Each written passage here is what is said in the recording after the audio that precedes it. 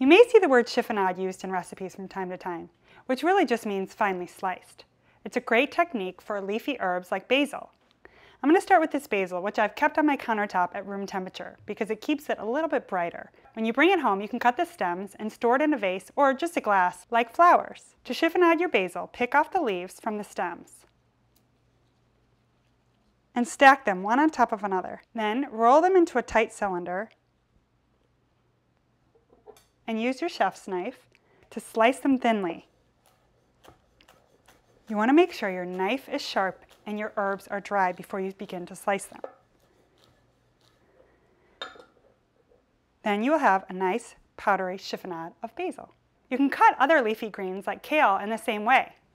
Because kale has a firm central ribbing, you want to trim it away first. Use your knife to trim away the central vein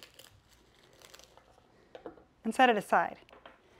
Then you can roll your leaves and cut them a little bit more thickly this time, which gives them the perfect shape and size to toss into soups or add to omelets or frittatas. Finally, let's tackle this beautiful purple cabbage. This is a more compact vegetable, so we need to treat it slightly differently. Because it has the thick ribs, we'll want to trim them away. Using your longest chef's knife, put the cabbage flat on the cutting board, slice it in half right down the middle.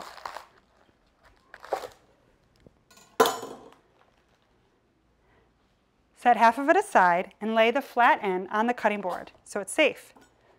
Then cut it in half again and trim out the central rib,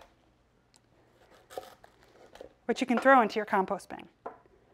Next, slice her crossways. You can hear the snap of that crispy cabbage.